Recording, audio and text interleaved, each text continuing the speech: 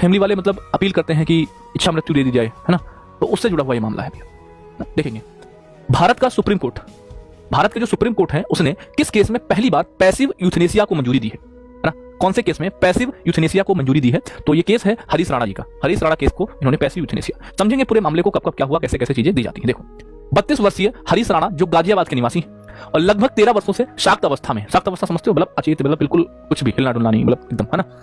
Supreme court ने पहली बार passive euthanasia को मंजूरी दी है 30 अगस्त 2013।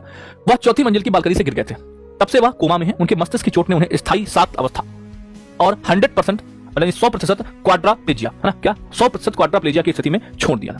जस्टिस जेबी पारदीवाला और केवी विश्वनाथन की पीठ ने एम्स नई दिल्ली को निर्देश दिया कि आवेदक को दी जा रही चिकित्सीय देखभाल, जिसमें क्लिनिकली जो आपको असिस्टेंट न्यूट्रिशन है ना, उसे वापस ले या रोक दें।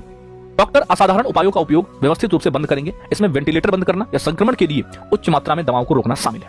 फैसले का सबसे अहम हिस्सा फीडिंग ट्यूब को ऑथराइज तरीके से हटाना है। क्या है फीडिंग ट्यूब? मतलब जो भी इनको अतिरिक्त चीजें उस ट्यूब के माध्यम से, है ना, कुछ भी मिल रहा है उसको हटाना है, ठीक है, ये इनका कहना है। जस्टिस विश्वनाथन ने कहा है कि ट्यूब से दिया जाने वाला न्यूट्रिशन एक मेडिकल ट्रीटमेंट है और अगर इससे मरीज को कोई फायदा नहीं होता है तो इसे रोका जा सकता है ना। इनका कहना है जो भी हम ट्यूब से चीजें दे रहे हैं वो क्या है, वो एक मेडिकल न्यूट्रिशन है, अगर फायदा नहीं होता है तो हम उसको रोक सकते हैं। मरीज को तकलीफ सहने के लिए नहीं छोड़ा जाता है, ठीक है, नहीं छोड़ा जा सकता है। पैलिएटिव स्पेशलिस्ट सेडेटिव और पेन किलर देते हैं ताकि सांस लेने में तकलीफ या शारीरिक परेशानी ना हो, क्योंकि शरीर के सिस्टम कई दिनों तक अपने आप बंद हो जाते हैं। तो आर्टिकल 21 के अंतर्गत आता है, ठीक है, आर्टिकल 21 के अंतर्गत, ठीक है। एक्टिव यूथनेसिया है तब होता है जब मेडिकल प्रोफेशनल या कोई दूसरा व्यक्ति जानबूझकर कुछ ऐसा करता है जिससे मरीज की मृत्यु हो जाती है, ये होता है आपका एक्टिव यूथनेसिया। लेकिन वही जो पैसिव यूथनेसिया है, वहीं पर पैसिव यूथनेसिया है तब होता है जब मरीज की मृत्यु इसलिए होती है क्योंकि मेडिकल प्रोफेशनल या तो मरीज को जिंदा रखने के लिए कुछ जरूरी काम नहीं करते हैं या जब वे कुछ ऐसा करना बंद करते हैं जिससे मरीज जिंदा रहता है, ठीक है। भारत में एक्टिव यूथनेसिया पूरी तरह से गैर कानूनी है। भारत में एक्टिव यूथनेसिया पूरी तरह से गैर कानूनी है।